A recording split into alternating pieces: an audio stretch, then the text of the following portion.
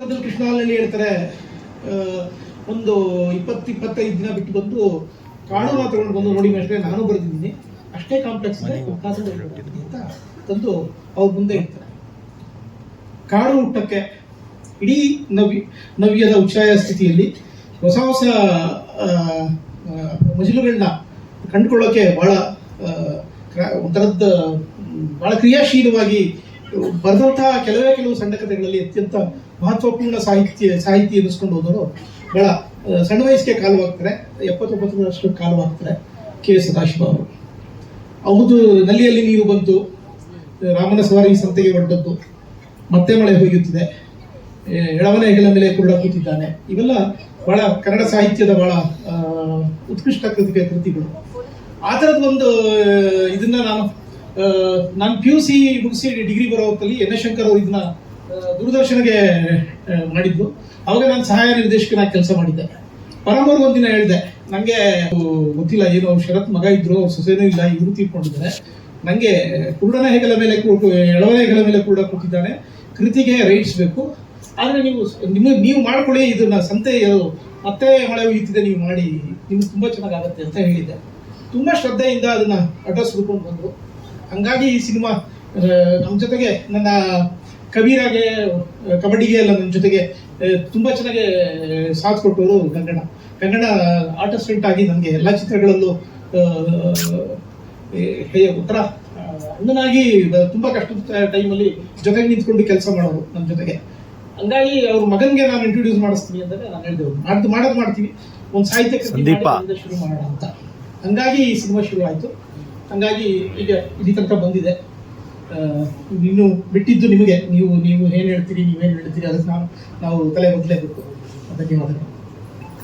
ಇಲ್ಲಿ ಬಂದಿರೋ ಎಲ್ಲ ಗಣ್ಯರಿಗೂ ನನ್ನ ನಮಸ್ಕಾರಗಳು. ತುಂಬಾ ಖುಷಿ ಆಗ್ತಾ ಇದೆ ನಮ್ಮ ಇವತ್ತು ಆಡಿಯೋ ರಿಲೀಸ್ ಆಗಿರೋದು. ಸೊ ಫಸ್ಟ್ ನಾನು ಬಾಬು ಸರ್ಗೆ, ಕಬಡ್ಡಿ ನರೇಂದ್ರ ಬಾಬು ಸರ್ಗೆ ಥ್ಯಾಂಕ್ಸ್ ಹೇಳ್ತೀನಿ. ಯಾಕಂದ್ರೆ ಈ ಪ್ರಾಜೆಕ್ಟ್ಗೆ ಗಂಗಣ್ಣ ಅವ್ರಿಗೆ ರೆಫರ್ ಮಾಡಿದ್ ಬಾಬು ಸರ್. ತುಂಬಾ ಒಳ್ಳೊಳ್ಳೆ ಎಕ್ಸ್ಪೀರಿಯನ್ಸ್ ಆಯ್ತು ಈ ಫಿಲ್ಮ್ ಅಲ್ಲಿ. ಏನಂದ್ರೆ ದೂರದ ಬಾಂಬೆವರೆಗೆ ಹೋಗಿ ಅರ್ಮಾನ್ ಮಲಿಕೆಲೆ ಹಾಡಿಸುವಂತ ಸದಾವಕಾಶ ಈ ಚಿತ್ರಕ್ಕೆ ಬಂತು. ಕೊಚ್ಚಿನ್ ಹೋಗಿ ಸ್ಟ್ರಿಂಗ್ಸ್ ಇಂದ ರೆಕಾರ್ಡ್ ಮಾಡುವಂತಹ ಒಂದು ಅದು ಎಲ್ಲಾ ಮ್ಯೂಸಿಕ್ ಡೈರೆಕ್ಟರ್ಗಳ ಒಂದು ಡ್ರೀಮ್ ಆಗಿರುತ್ತೆ. ಅದನ್ನ ಸಾಕಾರಗೊಳಿಸಕ್ಕೆ ಒಂದು ಆಯ್ತು. ಮತ್ತೆ ರೀ ರೆಕಾರ್ಡಿಂಗ್ ಅಲ್ಲೂ ಅಷ್ಟೇ ಸ್ಟ್ರಿಂಗ್ಸ್ ಎಲ್ಲ ಚೆನ್ನಾಗಿ ಯೂಸ್ ಮಾಡಿದೀವಿ. ಸೊ ನೀವೆಲ್ಲರೂ ಹರಿಸಿ ನಮ್ಮ ಹತ್ತಿರದ ಚಿತ್ರಮಂದಿರಗಳಿಗೆ ಬಂದು ನಮ್ಮನ್ನೆಲ್ಲರ ಆಶೀರ್ವಾದ ಕೊಡಿ ಅಂತ ಕೇಳ್ಕೊತೀವಿ. ನಮಸ್ಕಾರ. ಎಲ್ರಿಗೂ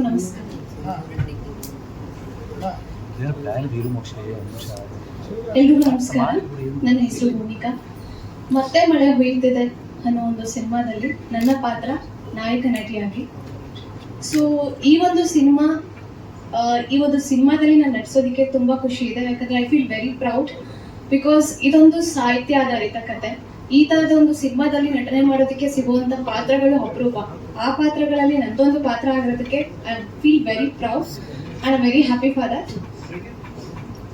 ಅಂಡ್ ಇವತ್ತಿನ ದಿನಕ್ಕೆ ನಾನು ತುಂಬಾ ಕಾಯ್ತಿದ್ದೆ. ಯಾಕಂದ್ರೆ ಇವತ್ತು audio launch Narendra Babu sir ಬರೆದಿರುವಂತಹ ಒಂದು ಈ ಸಿನಿಮಾ ಟೈಟಲ್ ಆಗಿರುವಂತಹ ಮತ್ತೆ ಮಳೆ ಹೊತ್ತಿದೆ ಸಿನಿಮಾ, ಮತ್ತೆ ಮಳೆ ಹುಯ್ಯುತ್ತಿದೆ. ಈ ಒಂದು ಟೈಟಲ್ ಹೊಂದಿರುವಂತಹ ಹಾಡು ಎಷ್ಟು ಚಂದ ಇದೆ ಅಂದ್ರೆ, ಶೂಟಿಂಗ್ ಟೈಮಲ್ಲೇ ನಾನು ಅದನ್ನ ತುಂಬಾ ಎಂಜಾಯ್ ಮಾಡಿದ್ದೆ, ತುಂಬಾ ಇಷ್ಟಪಟ್ಟಿದ್ದೆ, ಮನಸ್ಸಿಗೆ ಹತ್ತಿರವಾಗಿದ್ದಂತ ಸಾಂಗ್ ಅದು. ಸೊ ಈ ದಿನಕ್ಕೋಸ್ಕರ ನಾನು ಕಾಯ್ತಿದ್ದು ಒಂದೇ ಕಾರಣ, ಇವಾಗ ಹೇಗಿರ್ಬೋದು, ಬಿಕಾಸ್ ಅದು ಹರ್ಬನ್ ಮಲ್ಲಿಕ್ ಸರ್ ಕೂಡ ಹಾಡಿರುವಂತ ಸಾಂಗು. ಅವ್ರು ತುಂಬಾ ಫೇಮಸ್ ಈ ತರದ ಒಂದು ಸಾಂಗ್ ಅಲ್ಲಿ ಹಾಡೋದಿಕ್ಕೆ. ಸೊ ಇವತ್ತು ಹೇಗ್ ಬಂದಿರ್ಬೋದು, ಈ ಒಂದು ಸಾಂಗ್ ಅವಾಗಲೇ ಆಗಿತ್ತು ಶೂಟಿಂಗ್ ಟೈಮಲ್ಲಿ. ಎಡಿಟಿಂಗ್ ಎಲ್ಲ ಆದ್ಮೇಲೆ ಯಾವ ತರ ಇದೆ ಅನ್ನೋ ಒಂದು ಕ್ಯೂರಿಯಾಸಿಟಿ ಇತ್ತು. ಸೊ ಇವತ್ತು ಈ ಸಾಂಗ್ ನೋಡಿದ್ಮೇಲೆ ತುಂಬಾ ಖುಷಿ ಆಯ್ತು. ಒಂದೇ ಅಲ್ಲ, 2 ಸಾಂಗ್ ಕೂಡ ತುಂಬಾ ಚೆನ್ನಾಗಿದೆ. ಸೊ ಈ ಒಂದು ಸ್ಟೇಜ್ ನಲ್ಲಿ ನಿಂತ್ಕೊಂಡು ಮಾತಾಡೋದಕ್ಕೆ ಕಾರಣ ಆದಂತ ಎಲ್ಲರಿಗೂ thank you so much. Especially Narendra Babu sir, Param sir, ಹಾಗೆ ಸುಮಾ ಮ್ಯಾಮ್, ಗಂಗಣ್ಣ ಸರ್, ಎಲ್ರಿಗೂ ಥ್ಯಾಂಕ್ ಯು ಸೋ ಮಚ್. ಮತ್ತೊಮ್ಮೆ ಇಡೀ ತಂಡಕ್ಕೆ ನನ್ನನ್ನ ಸೇರಿ ಆಲ್ ದ ವೆರಿ ಬೆಸ್ಟ್ ಹೇಳ್ತಾ ಇದ್ದೀನಿ. Thank you so much. Thank you. ಎಲ್ಲಾ ಕಡೆನೂ ಹಚ್ಚು ಹಸಿರಾಗಿರುತ್ತೆ.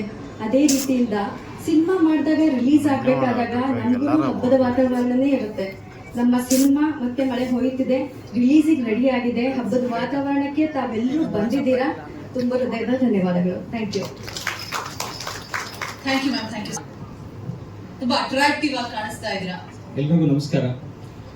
ಕಾಲದಿಂದ ಪ್ರಪಂಚ ಇಷ್ಟೊಂದು ಸುಂದರವಾಗಿದೆ, ವೈವಿಧ್ಯವಾಗಿದೆ ಅಂದ್ರೆ ಅದಕ್ಕೆ ಕಾರಣ ಪ್ರೀತಿ ಅನ್ನೋದು ಬರೀ ಹೆಣ್ಣು ಗಂಡು ನಡುವೆ ಇರುವಂತದ್ದಲ್ಲ, ಅದಕ್ಕೂ ಮೀರಿದ ಬಾಂಧವ್ಯ.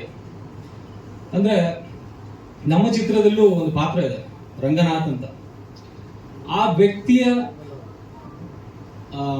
ಪರ್ಸ್ಪೆಕ್ಟಿವ್ ಏನಿದೆ ಪ್ರೀತಿ ಬಗ್ಗೆ, ಅದೇ ಈ ಸಿನಿಮಾ.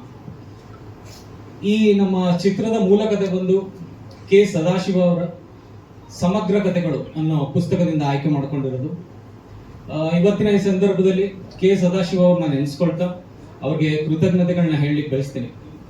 ಹಾಗೆ ನಮ್ಮ ಇವತ್ತಿನ ಈ ಕಾರ್ಯಕ್ರಮದ ನಾಯಕ ಅತಿಶಯ್ ಜೈನ್ ಅವರು ಬಹಳ ಒಳ್ಳೆ ಹಾಡುಗಳನ್ನ ಕೊಟ್ಟಿದ್ದಾರೆ. ಸಿನಿಮಾದಲ್ಲಿ 2 ಸಾಂಗ್ ಇದೆ, ಕತೆಗೆ ಪೂರಕವಾಗಿದೆ, ಹಾಗೆ ಬ್ಯಾಕ್ ಗ್ರೌಂಡ್ ಸ್ಕೋರ್ ಕೂಡ ಚೆನ್ನಾಗಿ ಮಾಡಿದ್ದಾರೆ. ಸರ್, ನಿಮ್ಮ ಎಲ್ಲ future project all the best sir, all the best. ಹಾಗೆ ಗಂಗಣ್ಣ ಮತ್ತೆ ಸುಮಕ್ಕ, ಹಾಗೆ ನಮ್ಮ ಶ್ರುತಿ ಮೇಡಮ್, ಎಲ್ಲರಿಗೂ ಒಳ್ಳೇದಾಗ್ಲಿ. ಏನಕ್ಕೆ ಹೊಸಬರ್ನ ಇಟ್ಕೊಂಡು ಒಂದು ಒಳ್ಳೆ ಪ್ರಯತ್ನ ಮಾಡಿದ್ದಾರೆ. ಹಾಗೆ ನಾನು ಇವತ್ತು ಈ ಸ್ಟೇಜ್ ಮೇಲೆ ನಿಂತ್ಕೊಂಡು ಮಾತಾಡೋಕೆ ಕಾರಣ ಕಬಡ್ಡಿ ನರೇಂದ್ರ ಬಾಬು ಸರ್.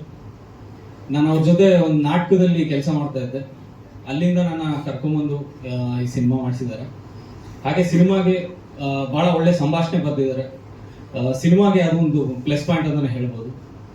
ಹಾಗೆ ನಮ್ಮ ಡೈರೆಕ್ಟರ್ ಪರಮ್ ಸರ್ ತುಂಬ ಪೇಷನ್ಸ್ ಇಟ್ಕೊಂಡು ನಮ್ಮ ಹತ್ರ ಒಳ್ಳೆ ಕೆಲಸ ತಗೊಂಡಿದ್ದಾರೆ. ಸಿನಿಮಾ ಬಗ್ಗೆ ತುಂಬ ನಾಲೆಡ್ಜ್ ಇದೆ ಅವ್ರಿಗೆ, ಸಾಕಷ್ಟು ಕಲಿತೆ. ಹಾಗೆ ನಮ್ಮ ಅಸೋಸಿಯೇಟ್ ಡೈರೆಕ್ಟರ್ ನಮ್ಮ ಚಂದ್ರಶೇಖರ್ ರೆಡ್ಡಿ ಸರ್ ತುಂಬ ಹೆಲ್ಪ್ ಮಾಡೋದು ಸಿನಿಮಾ ಟೈಮಲ್ಲಿ. ಹಾಗೆ ನಮ್ಮ ಸಿನಿಮಾ ತಂಡದವರು ತುಂಬ ಜನ ಇಲ್ಲಿ ನೋಡಿದೆ, ಅಂದರೆ ನಮ್ಮ ಕಾಸ್ಟ್ಯೂಮ್ ಡಿಪಾರ್ಟ್ಮೆಂಟ್ ಆಗಿರ್ಬೋದು, ಲೈಟ್ ಡಿಪಾರ್ಟ್ಮೆಂಟ್ ಆಗಿರ್ಬೋದು. ನಾವು ಶೂಟಿಂಗ್ ಮಾಡಬೇಕಾದ್ರೆ ಕಂಡೀಷನ್ಸ್ ಎಲ್ಲ ತುಂಬ ರೇನಿ ಸಿಚುವೇಶನ್ ನಾವು ಶೂಟ್ ಮಾಡಬೇಕಾಗಿತ್ತು.